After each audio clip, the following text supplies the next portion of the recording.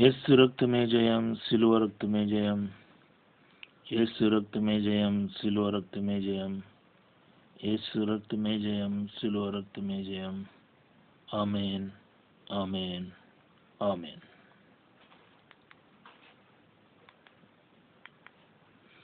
Brother Rajababu Mosuganti, founder God servant of యేసు రక్తమే జయం ministries. Our mobile number 9292201542, 9966327361, 6281317132.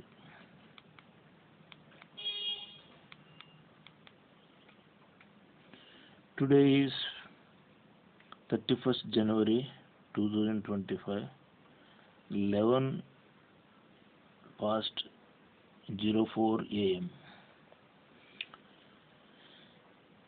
ప్రభు ఈ ఉదయకాలాన నాతో పాటు మా యూట్యూబ్లో ఈ వీడియో వేస్తాం కనుక ఈ వీడియోని మా యూట్యూబ్కి విజిట్ చేసి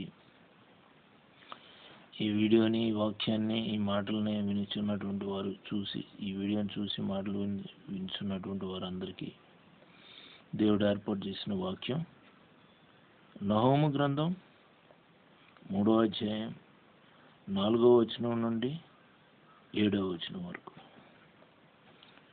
నేను మనందరి కోసం చదివి వినిపిస్తాను. చక్కని దానవై, వేశ్యవై, చిల్లంగితనమందు జ్ఞానము గల దానవై, జారత్వం చేసి జనాంగముల మీద చిల్లంగితనము జరిగించి సంసారములను అమ్మివేసిన దానా, నీవు చేసిన అధిక జారత్వమును బట్టి సైన్యములకు అధిపతి యెహోవా వాక్కు ఇదే. నేను నీకు విరోధినై ఉన్నాను. నీ చెంగులు నీ ముఖం మీదకెత్తి జనములకు నీ మానమును, రాజ్యములకు నీ అవమానమును నేను బయలుపరుతును. 10 మంది ఎదుట నీ మీద మాలిన్యం వేసి నిన్ను అవమానపరచెదను. అప్పుడు నిన్ను చూచువారందరూ నీ యొద్ద నుండి పారిపోయి, నినివే పాడైపోయేనే, దాని కొరకు అంగలార్చువారెవరు, నిన్ను ఓదార్చువారిని ఎక్కడి నుండి పిలుచుకుని వచ్చేదమో అందురు. ఇది మరొకసారి చదువుతాను ఇదే వాక్యాన్ని. నహూము గ్రంథం 3వ అధ్యాయం 4 నుంచి 7 వచనాలు. చక్కని దానవై, వేశ్యవై, చిల్లంగితనమందు జ్ఞానము గల దానవై, జారత్వం చేసి జనాంగముల మీద చిల్లంగితనం జరిగించి సంసారములను అమ్మివేసిన దానా, నీవు చేసిన అధిక జారత్వం బట్టి సైన్యములకు అధిపతి యెహోవా వాక్కు ఇదే. నేను నీకు విరోధినై ఉన్నాను. నీ చెంగులు నీ ముఖం మీదికెత్తి జనములకు నీ మానమును, రాజ్యములకు నీ అవమానమును నేను బయలుపరుతును. 10 మంది ఎదుట నీ మీద మాలిన్యం వేసి నిన్ను అవమానపరచెదను. అప్పుడు నిన్ను చూచువారందరూ నీ యొద్ద నుండి పారిపోయి, నినివే పాడైపోయేనే, దాని కొరకు అంగలార్చువారెవరు, నిన్ను ఓదార్చువారిని ఎక్కడి నుండి పిలుచుకుని వచ్చేదమో అందరూ. ఈ వాక్యం మనకు అర్థం కావాలంటే నహూము గ్రంథం 3వ అధ్యాయం 1 నుండి 7 వచనాలు చదువుకున్నాం.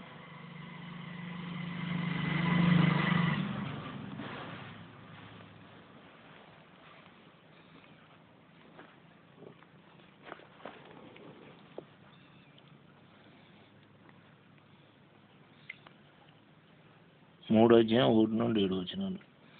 నరహత్య చేసిన పట్టణమా, నీకు శ్రమ, అది ఎడతెగక ఎరపట్టుకొనుచు మోసంతోనూ బలాత్కారంతోనూ నిండి ఉన్నది. సారథి యొక్క చబుకు ధ్వనియు, చక్రముల ధ్వనియు, గుర్రముల త్రుక్కుడు ధ్వనియు, వడిగా పరిగెత్తు రథముల ధ్వనియు వినబడుచున్నవి. రౌతులు వడిగా పరిగెత్తుచున్నారు. ఖడ్గములు తలతలలాడుచున్నవి, ఈటెలు మెరయుచున్నవి. చాలామంది హతమవుచున్నారు. చచ్చిన వారు కుప్పలు కుప్పలుగా పడి ఉన్నారు. పీనుగులకు లెక్కయే లేదు. పీనుగులు కాలికి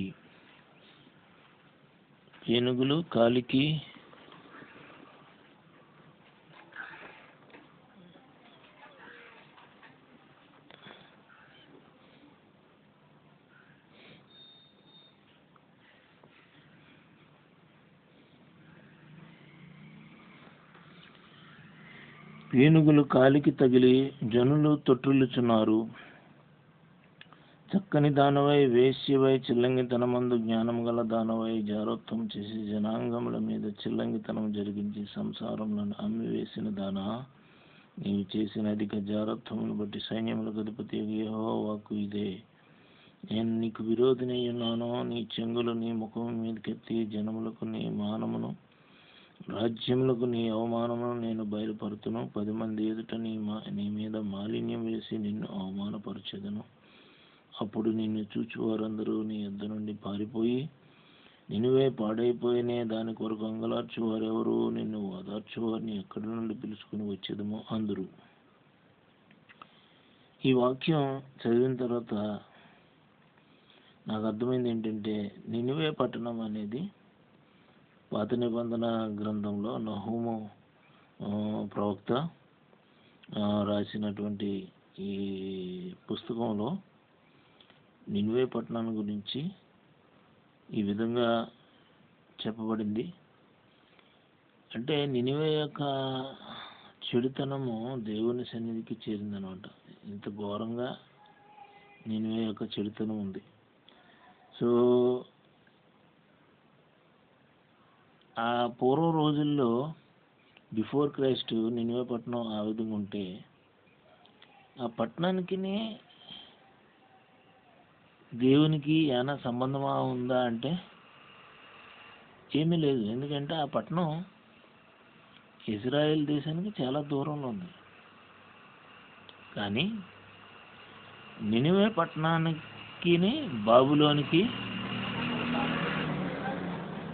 బాబులోన్ ద్వారా అప్పటి ప్రపంచానికి జరుగుతున్న వ్యాపారాలలో, లావాదేవీల్లో చాలా మోసం, హత్యలు, అన్యాయం, దౌర్జన్యం, అక్రమాలు, హృదయ కాఠిన్యం కలిగి జనాలు జీవించడం ఇలాగ జరుగుతుందన్నమాట.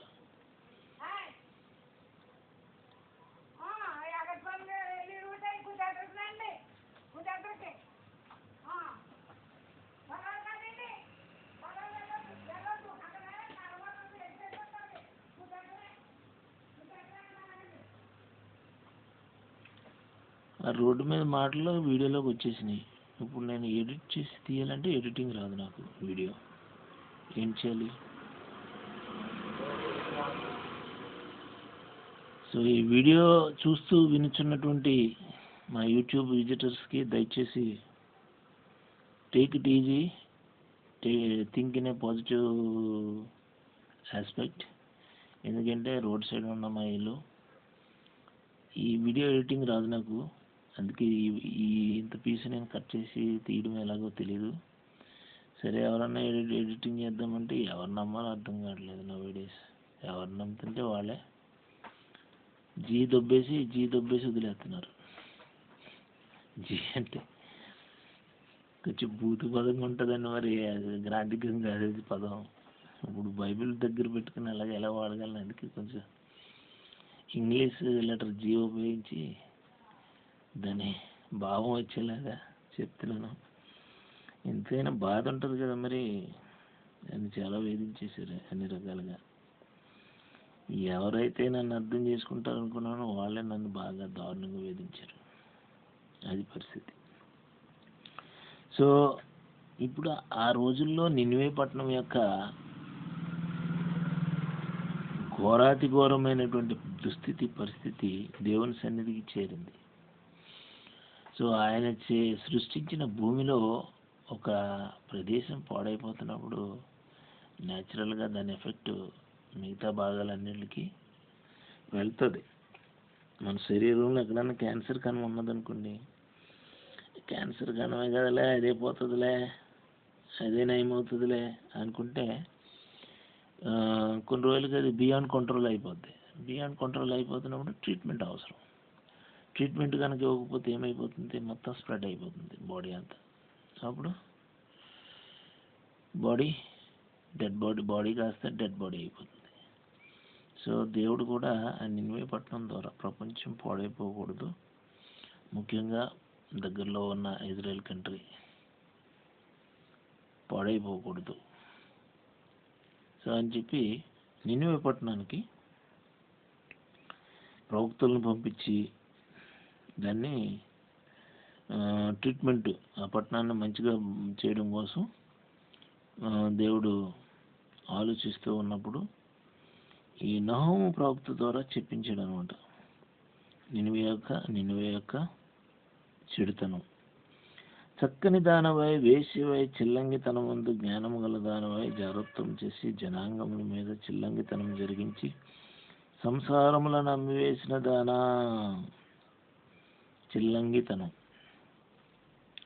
చిల్లంగితనం అనేది వేశ్యలకి, జారత్వానికి, చిల్లంగితనానికి, వేశ్యలకి దగ్గర సంబంధం ఉంది, చూసారా? సో చిల్లంగి, ఒక స్త్రీ మీద చిల్లంగి చేస్తే అది వేశ్య అవుతుంది అనమాట. ఒక పురుషుడి మీద చిల్లంగి చేస్తే వాడు వ్యభిచారి అవుతాడు. చూసిందాన్ని ఎలా కావాలనుకుంటాడు, ఇంకా కుక్కలాగా దాని వెంట పడతాడు. అది చిల్లంగి యొక్క ప్రభావం, మనకు వాక్యాన్ని బట్టి అర్థమవుతుంది. నీవు చేసిన అధిక జాగ్రత్తను బట్టి సైన్యములు కలిపి యెహోవా వాక్కు ఇదే. ఇప్పుడు ఈ చిల్లంగి ఎవరు చేస్తారంటే మాంత్రికులు, చేతబడి చేసేవాళ్ళు, మంత్ర తంత్ర కుతంత్రాలు ప్రయోగించేవాళ్ళు, క్షుద్ర పూజలు చేసేవాళ్ళు, కన్బాలిజం ప్రాక్టీస్ చేసేవాళ్ళు, సోది చెప్పేవాళ్ళు, వీళ్ళందరూ డైరెక్ట్లీ ఇండైరెక్ట్లీ అందులో ఆ యాక్టివిటీలో పాల్గొంటారు అన్నమాట. సో దాని యొక్క ఎండ్ రిజల్ట్ ఏంటంటే జారత్వం. నీవు చేసిన అధిక జారత్వం బట్టి సైన్యములకు అధిపతి యెహోవా వాక్కు ఇదే. నినివే పట్టణానికి ఏం చెప్తున్నాడో, నేను నీకు విరోధినై ఉన్నాను, నీ చెంగులు నీ ముఖం మీదకి ఎత్తి జనములకు నీ మానమును, రాజ్యములకు నీ అవమానమును నేను బయలుపరుతును. ఒక స్త్రీ తన యొక్క మర్మాంగాన్ని నిండు పబ్లిక్లో,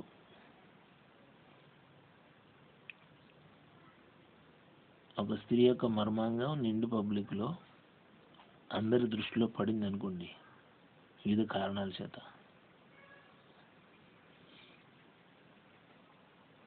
వాళ్ళు దుండగులు వస్త్రహీనులను చేసిన, లేకపోతే సడన్గా ఒక గాలి వచ్చి ఆ స్త్రీ యొక్క వస్త్రాలు ఊడిపోయినా, లేకపోతే శరీరం నుంచి పైకి లేచిపోయినా, వివిధ రకాలుగా ఆమె యొక్క మానం పబ్లిక్ దృష్టిలో పడిపోయింది అనుకుందాం ఒక 5 నిమిషాలు. అప్పుడు ఆమె పరిస్థితి ఏంటి?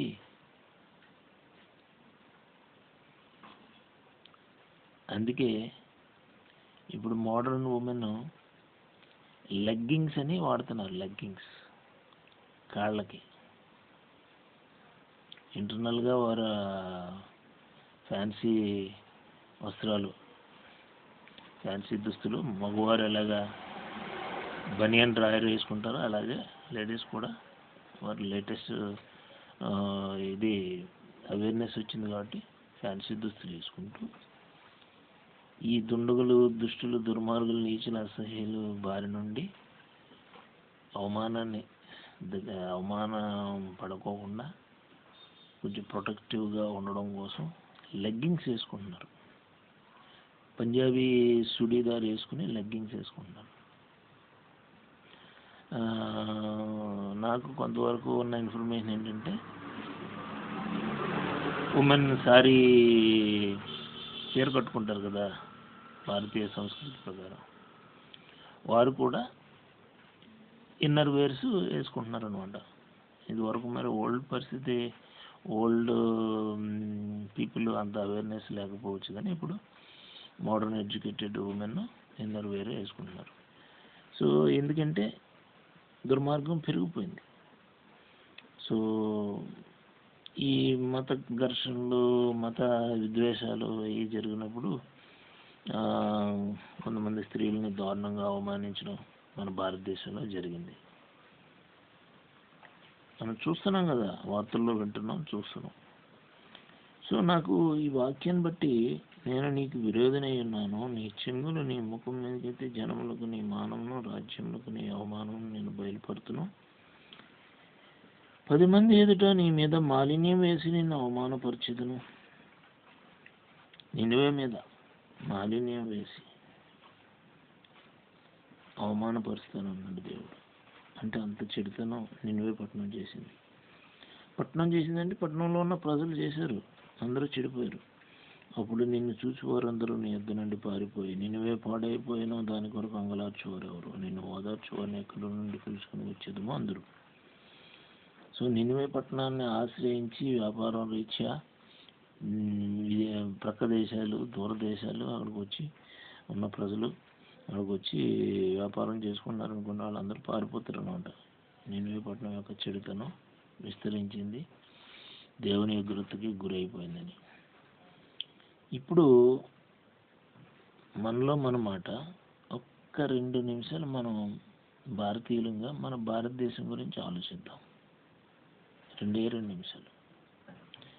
నినివేకు బదులుగా ఇక్కడ వాక్యంలో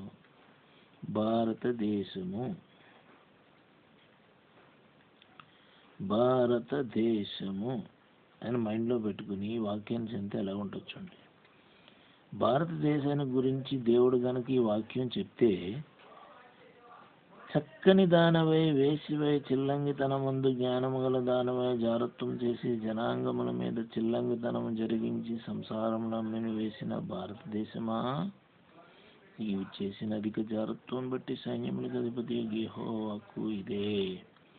నేను నీకు విరోధినై ఉన్నాను, నీ చెంగులు నీ ముఖం మీదకెత్తి జనములకు నీ మానమును, రాజ్యములకు నీ అవమానమును నేను బయలుపరుతును.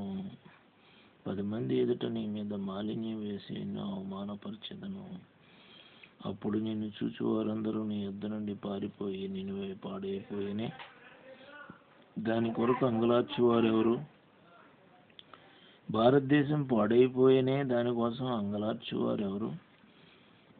నిన్ను ఓదార్చువారిని ఎక్కడి నుండి పిలుచుకుని వచ్చేదమో అందరూ.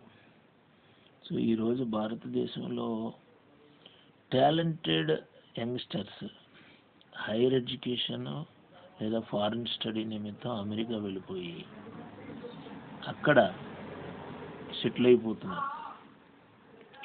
అనాథరైజ్డ్గా స్టూడెంట్ వీసా మీద వెళ్తున్నారు, అనాథరైజ్డ్గా సెటిల్ అయిపోతున్నారు.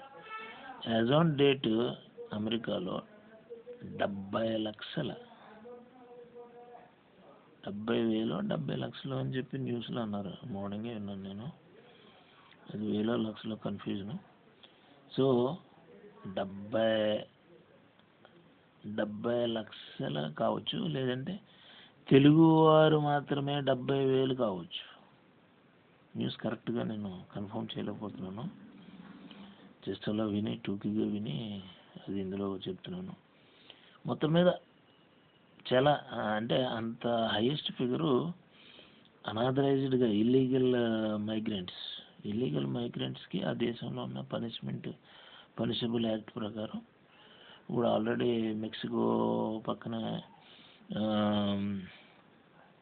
ఉన్న కంట్రీస్ మెక్సికో, ఇంకా సౌత్ అమెరికాకి సంబంధించిన కంట్రీస్ అందరూ ఎవరెవరైతే అమెరికాలో ఇల్లీగల్గా ఉంటున్నారో వాళ్ళని ఎలాగ డిపోర్ట్ చేస్తున్నాడు అమెరికన్ ప్రెసిడెంట్, అలాగా మన భారతీయులను కూడా చేస్తాడు. మన లీడర్స్ దానికి మరి పరిష్కారం ఏంటో చూపిస్తే త్వరితగతిన వాళ్ళు అక్కడ ఉండగలరు, లేదంటే వచ్చేస్తారు. ఇది ఎందుకు చెప్తున్నానంటే మన దేశ పరిస్థితి చెడుతనం ఆకాశాన్ని అంటుంది కనుకనే వాళ్ళు ఈ దేశంలో కంటే అమెరికాలో పార్ట్ టైం జాబ్ అన్నా చేసుకొని అక్కడ కొంచెం కొంతకాలం దేవుడిచ్చిన ఆయుష్ని పీస్ఫుల్గా గడిపేద్దాం, భారతదేశంలో అంతా ఏం బతుకుతాం అన్నట్టుగానే వెళ్ళిపోయారని నా అభిప్రాయం. సో చాలామంది స్టూడెంట్స్ కూడా అదే ఫీలింగ్లో ఉండొచ్చు. సో ఇది వాస్తవం, నేను ఊహించే చెప్తున్నాను. వాళ్ళ ఫీలింగ్స్ ఎలా ఉంటాయనేది నేను వాళ్ళకి ఏమో ఇంటరాక్ట్ అయ్యి నేను చెప్పట్లేదు, ఊహించి చెప్తున్నాను. ఇది వాస్తవం. అంతమంది అక్కడ ఇల్లీగల్గా ఉన్నారంటే దాని అర్థం that itself is a proof.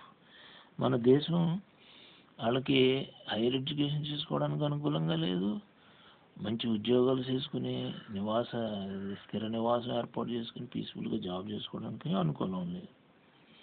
ఏంట్రా అంటే సమస్యలు హ్యాగమనీ, హిందుత్వ అంటాడు, హ్యాగమనీ అంటాడు, సో సనాతన అంటాడు. మన భారతదేశం సెక్యులరిజం తోటి స్వతంత్రాన్ని సాధించింది. జాతిపిత మహాత్మా గాంధీ ఎంతో ప్రయాసపడి ఒక బారిస్టర్ అయ్యుండి ఆయన నల్లకోటను తీసి అవతలకి విసిరేసి బ్రిటిష్ వాళ్ళని సిగ్గుపరచడం కోసం ఒక ధోతి కట్టాడు. ఒంటి మీద అర్ధనగ్నంగా మొత్తం ఈ క్విట్ ఇండియా మూమెంట్ని స్టార్ట్ చేసి మొత్తం మీద సక్సెస్ సాధించాడు ఆయన. అట్లాగా సెక్యులరిజం అందరినీ కలుపుకుంటూ సెక్యులర్గా అందరూ స్వతంత్ర పోరాటంలో అందరూ ఉన్నారు, ఆల్ సెక్యులర్ మైండ్ సెట్ అంతా. సో అప్పుడు ఈ ఈ బీజేపీ వాళ్ళు గాంధీని వ్యతిరేకించిన వాళ్ళు కొంతమంది వాళ్ళ అందులో ఆ మూమెంట్లో ఇండిపెండెన్స్ స్వతంత్ర పోరాటాల్లో పాల్గొలేదు, సరికదా గాంధీని చంపేశారు. That itself is an evidence. ఇప్పుడు ఈ రోజున సెక్యులరిజం కోహనా సెక్యులరిజం అంటున్నారు. మన క్రైస్తవులు అటువంటి కోహనా సెక్యులరిజం అనే లీడర్స్కి మంత్రులకి ఓట్లు వేస్తున్నారు. క్రైస్తవులనే కాదు, క్రీస్తుని సొంత రక్షకులుగా అంగీకరించినటువంటి వారు ఓట్లు వేస్తున్నారు. ఎందుకంటే కంపల్సరీ, ఇంకా అతనికి తప్పితే ఇంక వేరే వాళ్ళకి వేసిన ప్రయోజనం లేదు, అందుకే ఇతనికి ఇవ్వాల్సిన పరిస్థితి వచ్చింది అని వేస్తున్నారు. మరి వాళ్ళకి ఆ లీడర్స్కి జ్ఞానోదయం కావాలి కదా. అందుకే వాక్యం ద్వారా నేను జ్ఞానోదయం కలుగజేస్తున్నాను. ఈ వాక్యం విన్న తర్వాత అయినా కుహనా లీడర్స్ లౌకికవాదాన్ని సెక్యులరిజాన్ని అప్హోల్డ్ చేస్తూ భారతదేశం యొక్క చెడుతనం ఆకాశాన్ని అంటింది కనుక దాన్ని కంట్రోల్ చేసుకుంటూ భారతదేశం యొక్క ప్రతిష్టని దిగజార్చకుండా మళ్ళా భారతదేశంలో భారతదేశంలో ఉందామని పొరుగు దేశాలు వాళ్ళు అట్లీస్ట్ పాకిస్తాన్ నుంచి ఎవరన్నా వచ్చి భారతదేశంలో ఉందామని వస్తారా? రారు. బంగ్లాదేశ్ నుంచి అంటే వాళ్ళు ఇదివరకు భారతదేశంలో పార్టీ కాబట్టి వస్తున్నారు. పాకిస్తాన్ కూడా ఇదివరకు భారతదేశంలో పార్టీ, కానీ వాళ్ళు వచ్చి ఉండనివ్వరు, ఉన్న వాళ్ళని టెర్రరిస్ట్గా ముద్రేస్తారు. అది పరిస్థితి. సరే, ఇక వేరే బర్మా నుంచి, చైనా నుంచి ఎవరన్నా వేరే కంట్రీస్, నైబరింగ్ కంట్రీస్ మన దేశానికి వచ్చి ఉండగలుగుతున్నారా? లేదు. సో భారతదేశం ఎప్పుడైతే అమెరికా లాగా మోస్ట్ వాంటెడ్ కంట్రీ అవుతుందో, అంటే మోస్ట్ వాంటెడ్ అంటే నివాసయోగ్యంగాను ఈ దూర దేశాల నుంచి వెతుక్కుంటూ వచ్చి భారతదేశంలో ఉంటే మనకు లైఫ్ చక్కగా రాయల్గా ఉంటుంది, లైఫ్ సెటిల్ అయిపోద్ది అనే ఎన్వైరన్మెంట్ ఎప్పుడైతే మన లీడర్స్ అందరూ సమిష్టిగా కృషి చేసి తీసుకొస్తారో అప్పుడే భారతదేశానికి నిజమైన ఆశీర్వాదం వచ్చినట్టు. అమెరికాకి అంత ఆశీర్వాదం ఎందుకు వచ్చింది? ఈ రోజున అమెరికాకి అందరూ అన్ని దేశాల నుంచి అమెరికాకు వచ్చి అక్కడికి వెళ్ళి కనీసం ఒక పిల్లనో కంటే వాళ్ళకి సిటిజన్షిప్ వస్తుంది. వాళ్ళకి సిటిజన్షిప్ వచ్చిందంటే వాళ్ళకి పేరెంట్స్గా వాళ్ళ మీద డిపెండ్ అయ్యి మనం జీవితాన్ని గడిపేయచ్చు అనే ఉద్దేశంతో అక్కడికి వెళ్ళి వాళ్ళకి వీళ్ళని బట్టి మ్యారేజ్ చేసుకుంటూ అక్కడ పిల్లల్ని కనడానికి ట్రై చేస్తున్నారు. సో ఆ దేశం యొక్క ప్రతిష్ట అంత గొప్పది. భారతదేశానికి ఏమున్నది? భారతదేశంలో పుట్టి పెరిగిన వాళ్ళే భయానికి గురైపోతున్నారు, స్వేచ్ఛ లేదు. ఇప్పుడు బైబిల్లో వాక్యం మీద ఉంది, ఇలా ఉంది అని ఓపెన్గా ఒక సంత మార్కెట్లో 10 మందికి వినపడేలాగా ప్రచారం చేయడానికి ఏమైనా అవకాశం ఉందా? ఎవరైనా వింటారా? సో ఈ విధమైనటువంటి వాతావరణం భారతదేశానికి అంత ఆశీర్వాదకరం కాదు. ఆరోగ్యదాయకం కాదు. కనుక భారతీయులు పాజిటివ్ యాటిట్యూడ్ తోటి, పాజిటివ్ దృక్పథంతో సెక్యులరిజంని అప్హోల్డ్ చేయాలి. సెక్యులరిజాన్ని నాశనం చేస్తాం, తూట్లు పొడుస్తాం, సెక్యులరిజం అనేది ఆ పదం అనేది లేకుండా భారతదేశంలో తుడిచేద్దామంటే అది జరగని పని. ఎందుకంటే భారతదేశంలో అన్ని మతస్థులు ఉన్నారు, అన్ని విశ్వాస ధర్మాలను ఆచరించేవారు ఉన్నారు. ఒక విధంగా చెప్పాలంటే మినీ వరల్డ్ అనుకో భారతదేశం. అందుకే వాళ్ళు బ్రిటిష్ వాళ్ళు సబ్ కాంటినెంట్ అంటారు. ఒక కాంటినెంట్లో ఎన్ని దేశాలు ఉంటాయో అలాగా భారతదేశంలో అన్ని రాష్ట్రాలు ఉన్నాయి, సబ్ కాంటినెంట్ అంటారు. అందుకే సో సబ్ కాంటినెంట్ సమిష్టిగా ఉండాలి భారతదేశం. సో చెడుతనం, ఈ భారతదేశం యొక్క చెడుతనం ఏంటంటే ఆధిపత్యం. ఇప్పుడు ఈ వాక్యంలో నేను పొలిటికల్ పార్టీస్ పేర్లు ఎత్తకూడదు కానీ తప్పట్లేదు. ఇప్పుడు బీజేపీ పార్టీ అధికారంలోకి వచ్చింది 3 సార్లు. ఇప్పుడు పరాకాష్ట భారతదేశంలో ఘోరమైనటువంటి పరిస్థితులు. మణిపూర్ని తగలబెట్టేశారు. సో అక్కడికి ప్రైమ్ మినిస్టర్ వెళ్ళి వాళ్ళని ఒక నామమాత్రంగా ఏరియల్ విజిట్ కూడా చేయలేదు. ఇట్లాంటి పరిస్థితులన్నీ భారతదేశంలో ఉన్నప్పుడు క్రైస్తవులకి ఎంత గాయమవుతుంది. క్రైస్తవులు నిజంగా ఒక మాటలో చెప్పాలంటే భారతదేశానికి ఒక వెలుగిచ్చే దీపం లాంటి వారు, ఒక ఉప్పు లాంటి వారు. ఉప్పు మన ప్రతి ఆహార పదార్థాల్లోనూ ఉప్పును వాడవలసిందే. అలాగే చీకట్లో ఉన్నటువంటి వారికి త్రోవ చూపించే వెలుగుగా క్రైస్తవులు ఒక మార్గదర్శకంగా నీతిగా బతకడం, ఇలాగా నీతిగా బతకాలి, యేసయ్య చూపించిన మార్గం ఇది, మీరు కూడా మమ్మల్ని ఫాలో అవ్వండి అని చెప్పి చూపించడానికి ఒక మాదిరిగా, కొంత మోడల్గా వాళ్ళని చూసి మనం నేర్చుకుందాం అనే విధంగా క్రైస్తవులు భారతదేశానికి బ్లెస్సింగ్గానే ఉన్నారు. కానీ క్రైస్తవుల వల్ల భారతదేశం నష్టం ఏమీ లేదు. నీట్గా బ్రతుకుతున్నారు, వాళ్ళు బతుకుతున్నారు, భక్తిగా ఉంటున్నారు. వాళ్ళ మీదకి వెళ్ళి మీరు నీతిగా ఉంటే ఎలాగా, భక్తిగా ఉంటే ఎలాగా? మేము చెప్పిందే వినాలి, మేము చెప్పిందే వేదం, మా మాట వినాలని వాళ్ళ మీదకి వెళ్ళి దౌర్జన్యం చేయడం ఎంతవరకు సరైన విధానం? హిందుత్వంలో అటువంటిది ఉన్నదంటే అది దైవత్వం ఎలాగవుతుంది? రాక్షసత్వం. అంటే వాళ్ళు దేవుళ్ళు అనుకుని భ్రమిస్తున్న ఆ క్యారెక్టర్స్ అన్నీ రాక్షసుల సమూహమే. రాక్షసత్వాన్ని, క్రూరత్వాన్ని ప్రదర్శిస్తున్నారు, హేట్రెడ్ని ప్రదర్శిస్తున్నారు. మరి క్రైస్తవులు ప్రేమే దైవం. సో దేవుని ప్రేమ, గాడ్ ఈజ్ లవ్ అని చెప్పి క్రైస్తవులు చెప్పకనే చెప్తున్నారు, అన్నీ సహించుకుంటూ. మరి దీన్ని బట్టైనా భారతీయులు, సగటు భారతీయులు క్రైస్తవుల్ని గౌరవించాలి, క్రైస్తవుల ద్వారా ఆశీర్వాదం పొందాలి. సో క్రైస్తవులు భారతదేశానికి దీపం వంటి వారు, ఉప్పు వంటి వారు. క్రైస్తవుల ద్వారా భారతదేశం బాగుపడాలి, ఆశీర్వదింపడాలి. ఒక మాటలో చెప్తాను నేను, హిందుత్వవాదాన్ని బలపరిచి దాన్ని పట్టుకుని వేలాడే వాళ్ళందరికీ నేను క్లియర్గా చెప్తున్నాను, ఈవేళ కాకపోయినా, రేపు కాకపోయినా, ఎల్లుండి కాకపోయినా భారతదేశం కంప్లీట్గా ఆశీర్వదింపబడాలంటే భారతదేశంలో ఉన్నటువంటి ప్రతి హిందుత్వ ధర్మాన్ని నుంచి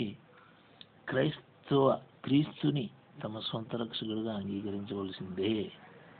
అప్పుడే భారతదేశం ఆశీర్వదింపబడుతుంది. ఇప్పుడు చాలామంది హిందువులు క్రీస్తుని తమ సొంత రక్షకుడిగా అంగీకరించి వాళ్ళ చర్చిలు వాళ్ళకు తోచిన విధంగా, దేవుడు వాళ్ళకి ఇచ్చిన డైరెక్షన్ ప్రకారంగా చర్చిలు పెట్టుకుని ఒక గ్రూపుగా ఒక 50 మంది, 25 మంది, 10 మంది అలా వారు నడిపించుకుంటున్నారు. దానివల్ల భారతదేశానికి మేలు జరుగుతుందా, కీడు జరుగుతుందా? కీడైతే ఏమాత్రం జరగట్లేదు, మేలే జరుగుతుంది. ఎందుకంటే వీళ్ళు ఆశీర్వదింపబడుతున్నారు. వీళ్ళు ఆశీర్వదింపబడడం వల్ల కొంతమందికి వీళ్ళు ఒక విధంగా ఆశీర్వాదకరంగా ఆ నైబర్స్కి దగ్గరలో ఉన్నటువంటి వారికి, భారతీయులకి ఆశీర్వాదకరంగా ఉంటున్నారు. ఎలాగంటే వీళ్ళని ఆశీర్వదిస్తున్న దేవుడిని మనం ఎందుకు ఆరాధించకూడదు, మనం కూడా వెళ్దాం అనే ఆశ మిగతా వాళ్ళకి కలుగుతుంది. వాళ్ళు ఖచ్చితంగా వచ్చి వాళ్ళు కూడా ఆశీర్వదింపబడుతున్నారు. ఇది నచ్చనటువంటి సనాతన హిందుత్వ వీళ్ళు గర్వాపసి అని వివిధ రకాలుగా వాళ్ళ దగ్గరికి వెళ్ళి దౌర్జన్యం చేయడం, అక్రమాలు చేయడం, వేధించేయడం, సో చిత్రహింసలు పెట్టడం, మనుషులు చంపేయడం, ఇది ఎంతవరకు ధర్మం? అందుకే నినివేకి ఏ విధంగా మాట్లాడుతున్నాడో భారతదేశానికి కూడా దేవుడు ఈ రోజున మాట్లాడుతున్నాడు. నేను నీకు విరోధినై ఉన్నాను, నీ చెంగులు నీ ముఖము మీదకి ఎత్తి జనములకు నీ మానమును, రాజ్యములకు నీ అవమానమును నేను బయలుపరుతును. 10 మంది ఎదుట నీ మీద మాలిన్యం వేసి నిన్ను అవమానపరచెదను. ఇప్పుడు చూసారు, అపోజిషన్ మొత్తం బీజేపీ చేస్తున్న పనులన్నింటినీ దుయ్యబట్టట్లేదా? అలా చేస్తున్నప్పుడు వరల్డ్ ప్రపంచం గమనించట్లేదా? అప్పుడు నిన్ను చూచువారందరూ నీ యొద్ద నుండి పారిపోయి నిన్నువే పాడైపోయినా దాని కొరకు అంగలార్చువారెవరు? నిన్ను ఓదార్చువారిని ఎక్కడి నుండి పిలుచుకుని వచ్చేదమందరు. ఇప్పుడు మేక్ ఇన్ ఇండియా అన్నాడు. ఇప్పుడు ఈ పరిస్థితులు భారతదేశంలో ఉన్న పరిస్థితుల దృష్ట్యా వాళ్ళందరూ మేక్ ఇన్ ఇండియా లేదు, ఏం లేదు, సాపు చుట్టూ సంకన పెట్టు అని చెప్పేసి వెళ్ళిపోయారు అనుకో, నష్టం ఎవరికి? ఎఫెక్ట్ అందరికీ పడుతుంది కదా. So make in India success అయిందో లేదో తెలియదు, కానీ ఏవో కొన్ని మొబైల్స్ అవి ఏవేవో మేక్ ఇన్ ఇండియా అని ఎక్స్పోర్ట్ అవుతున్నాయి అని చెప్పి న్యూస్లో నేను వింటున్నాను. సో దానివల్ల మరి జీడిపి ఎంత పెరుగుతుందో, అభివృద్ధి చెందుతుందో తెలియదు, కానీ మొత్తం మీద కొంత ఎఫెక్ట్ అయితే పడుతుంది కదా. ఎవరెవరైతే ఆల్రెడీ వచ్చి మేక్ ఇన్ ఇండియాలో భాగంగా భారతదేశంలో పెట్టుబడులు పెట్టారో వాళ్ళందరూ వెళ్ళిపోతారు. ఎందుకుంటారు? కమ్యూనల్ హార్మోనీ లేదు. సో భారతదేశానికి కమ్యూనల్ హార్మోనీ చాలా అవసరం. ఆధిపత్యం, హేగమని ఇవన్నీ వ్యర్థమైనవి, భారతదేశానికి ఒక క్యాన్సర్ లాంటివి. కనుక సెక్యులరిజం పునాదుల మీద భారతదేశం ఇంతవరకు అభివృద్ధి చెందింది, ముందు కూడా అభివృద్ధి చెందాలని యేసు ప్రభు ప్రార్థన చేద్దాం. అందరూ కూడా, క్రైస్తవులు అందరూ కూడా ఓర్పు సహనంతో మనము భారతదేశానికి ఆశీర్వాదకరంగా ఉండడానికి మ్యాక్సిమం ప్రయత్నం చేద్దాం. అలాగని మనం ఓర్చుకున్నాం కదా అనే వాళ్ళు హింసించడానికి, మన మీదకి బాధించడానికి వచ్చినప్పుడు ఎదురు తిరగాల్సిందే, తప్పదు. బైబిల్ మీద చేసి చెప్తున్నా, బైబిల్ సాక్షిగా చెప్తున్నా, ఎదురు తిరగడం తప్పు కాదు.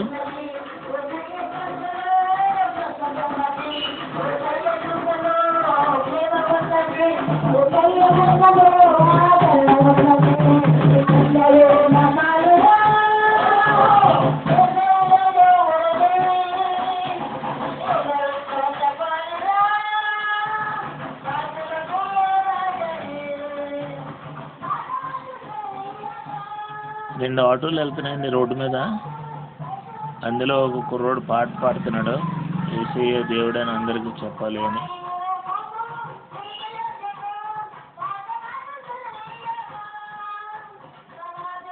ఆ మైక్ మీద ఆటోలు వెళ్ళిపోతున్నాయి, వాళ్ళు పాడుకుంటూ వెళ్ళిపోతున్నారు, డప్పులు కొడుతున్నారు అందులోనే. సో ఈ విధంగా సువార్త ప్రకటన చేస్తున్నారు. మంచి శుభసూచకం. యేసయ్య యొక్క గొప్పతనాన్ని, ఆయన చేసినటువంటి త్యాగాన్ని, ఆయన మనందరి కోసం ఏర్పాటు చేసిన రక్షణని భారతదేశానికి ప్రచురపరచాలి. సో కరెక్ట్గా ఈ వాక్యం నేను చెప్పుకుంటున్నాను వీడియో కెమెరా కోసం. నా ముందే ఎవరు లేరు ఇక్కడ, నేను ఒక సింగిల్గానే చెప్పుకున్నాను. వాళ్ళు వెళ్తున్నారు, చూసారు. ఇది దేవుని చిత్తం. భారతదేశానికి మెసేజ్ క్లారిటీ చాలా క్లియర్గా వస్తుంది. మెసేజ్ భారతదేశం ఆశీర్వదింపబడాలి. భారతదేశం ఆశీర్వదింపబడాలంటే సనాతన వారు మారాలి, హిందుత్వం మారాలి, బీజేపీ వారు మారాలి. బీజేపీ పొలిటికల్ మైలేజ్, అధికారం కోసం వీళ్ళందరినీ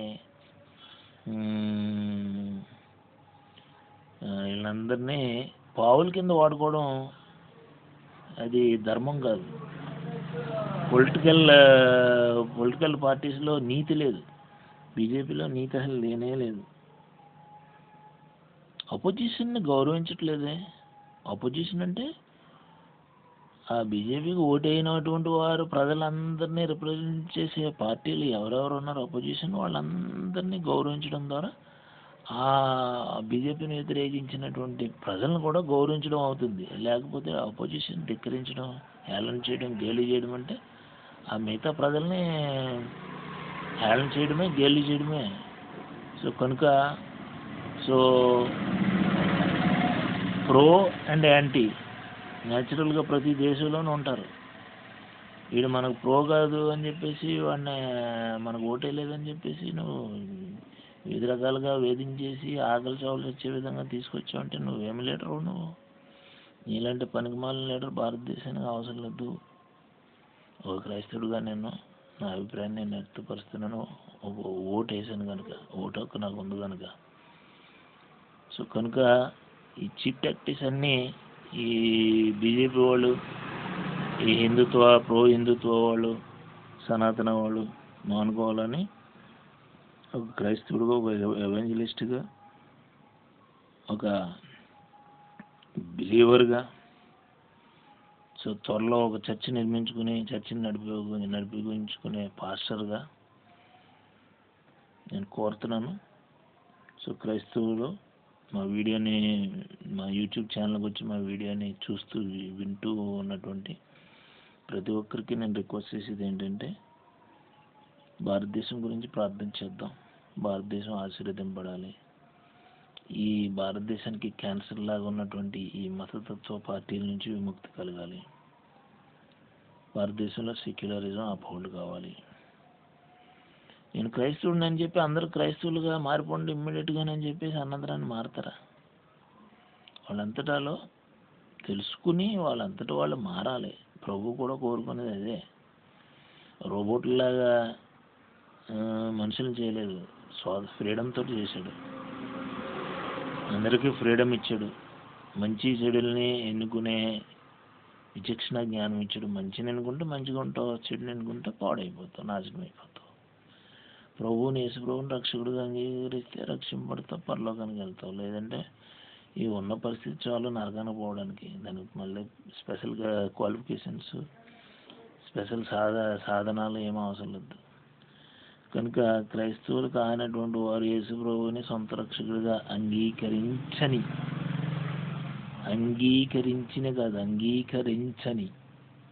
ఎవరైతే యేసు ప్రభువుని అంగీకరించలేదో వాళ్ళందరూ కూడా పోయేది నరకానికి, అందులో నో డౌట్.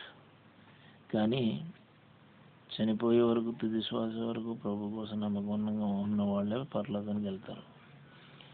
ఆయన ఎప్పుడు వస్తాడో, ఆయన రాకడా ఎవరికి తెలియదు. మనం ఎప్పుడు సత్తామో మనకే తెలియదు.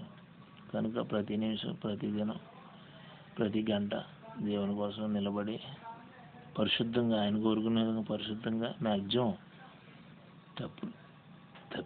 తప్పుతూ ఉంటారు. తప్పిపోయినంతరాన్నే తప్పిపోయాం కదా అని ఇంక దిగజారిపోతామేంటి? మళ్ళీ పరిశుద్ధం వైపు రావాలి.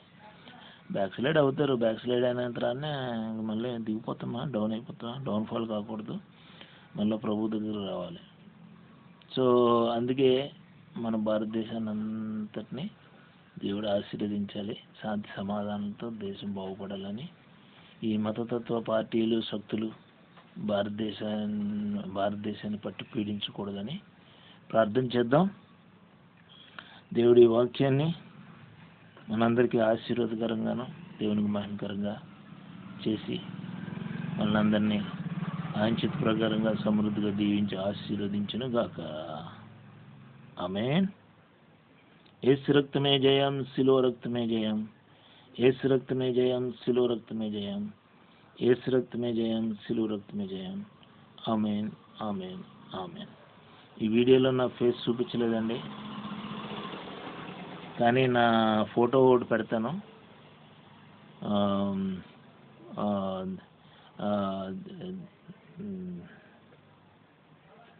దాన్ని వీడియోకి థంబ్నెయిల్లో వర్డ్ గుర్తురాలేదు, థంబ్నెయిల్ అనేది, దాంట్లో ఫోటో పెడతాను. ఆ ఫోటో ఉన్న వ్యక్తిని నేనే. Okay, thank you. Praise the Lord. మా మినిస్ట్రీస్కి మీరు ఏమన్నా సపోర్ట్ చేయాలనుకుంటే ఆర్థికంగా సపోర్ట్ చేయొచ్చు. ఎందుకంటే మా ఇంటి ముందు చిన్నది 20x10 ప్రేయర్ హాల్ ఒకటి నిర్మించుకుంటున్నాం. ఇప్పుడు ఫండ్ రైజింగ్ చేస్తున్నాం.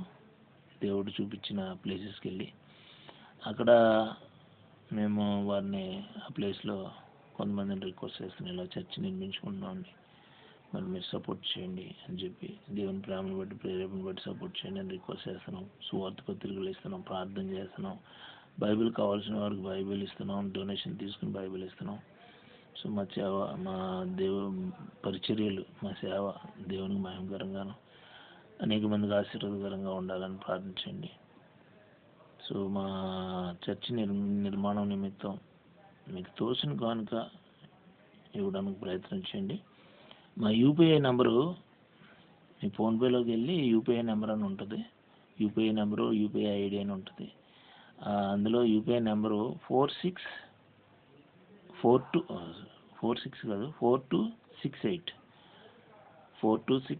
1968. యూపీఐ ఐడి వచ్చి 9292201542. అది నా mobile number. @Jio small letters JIO అది యూపీఐ ఐడి. ఈ రెండు నెంబర్ కానీ యూపీఐ ఐడి కానీ ఇచ్చినప్పుడు రాజబాబు మోసగంటి అని పేరు వస్తుంది. మీరు మా చర్చ్ నిమిత్తం ఎంత అయితే అమౌంట్ ఇవ్వాలనుకుంటున్నారో ఆ అమౌంట్ని ఎంటర్ చేసి సెండ్ కొట్టండి, మాకు వస్తుంది. మీ ఫోన్ నెంబర్తో ఒక SMS పంపించండి, అమౌంట్ ఎంత డొనేట్ చేశారో మెన్షన్ చేస్తూ. మేము మీకు కాల్ చేస్తాం, మాట్లాడతాం, మీ గురించి ప్రార్థన చేస్తాం. మీరు మాకు సపోర్ట్ చేశారు కనుక ప్రభు మీకు అనేక విధాలుగా, అన్ని విధాలుగా ఆశీర్వదించాలి అని చెప్పి మేము ప్రార్థన చేస్తాం. సో మా ప్రార్థన మీకు ఆశీర్వాదకరంగా ఉంటుంది, మీ సపోర్ట్ మాకు ఎంతో ఆశీర్వాదకరంగా ఉంటుంది. మా చర్చి నిర్మాణంలో మీరు పాలు పంపులు పొందడం ద్వారా మీ పేరుని దేవుడు జీవగ్రంథంలో రాసుకుంటాడు. దేవుడు తన చిత్త ప్రకారంగా మమ్మల్ని అందరినీ ఆశీర్వదిస్తాడు. అందరికీ వందనాలండి. Praise the Lord. God bless you. వీడియోని క్లోజ్ చేస్తున్నాను. మా video YouTube channel Rajababu Mosaganti, RAJABABU MOSUGANTI. Mosaganti అనేది మా ఇంటి పేరు, నా పేరు రాజబాబు. అది ఛానల్ ఉంది. సో దయచేసి మీరు ఆల్రెడీ సబ్స్క్రైబ్ చేసి ఉంటే ఓకే, సబ్స్క్రైబ్ చేయకపోతే ఫస్ట్ టైం విజిట్ చేస్తున్న వాళ్ళ మా వీడియోని, మా ఛానల్ని దయచేసి మా ఛానల్ సబ్స్క్రైబ్ చేసుకుని మా వీడియోలు అన్నీ చూడండి, లైక్ చేయండి, షేర్ చేయండి, మంచి కామెంట్స్ రాయండి. Thank you. Praise the Lord. God bless you. అలాగే ఇంకా ఛానల్స్ ఉన్నాయి మాకు. Raja Telugu Christian world traveler అని ఒక ఛానల్ ఉంది, సబ్స్క్రైబ్ చేయండి, వీడియోలు చూడండి. RB మోసగంటి అని ఒక ఛానల్ ఉంది, సబ్స్క్రైబ్ చేయండి, వీడియోలు చూడండి. Road side Bible distributor for India vlog అదొక ఛానల్ ఉంది. దాంట్లో చాలా వీడియోలు రోడ్ సైడ్ కూర్చొని బైబిల్ నేను డిస్ట్రిబ్యూట్ చేశాను, చూడండి, వీడియోస్ లైక్ చేయండి, మా ఛానల్ సబ్స్క్రైబ్ చేయండి. ఇంకొక ఛానల్ ఉంది, యేసు రక్తమే జయం మినిస్ట్రీస్ అని. అది ప్రస్తుతానికి కొంచెం డిలీట్ పొజిషన్లో ఉంది. దాన్ని మళ్ళీ రికవర్ చేయడానికి ట్రై చేస్తున్నాం. రికవర్ అయిన తర్వాత మీకు రిక్వెస్ట్ చేస్తాం, అప్పుడు సబ్స్క్రైబ్ చేయండి. Thank you. Praise the Lord. God bless you. మా మినిస్ట్రీస్కి, మా చర్చ్ నిమిత్తం మానిటరీ సపోర్ట్ చేయడం మర్చిపోకండి. మా యూపీఐ ఐడి మరొకసారి చెప్తున్నాను. UPI number 42681968. UPI ID 9292201542 @JIO. Thank you. Video close చేస్తున్నానండి.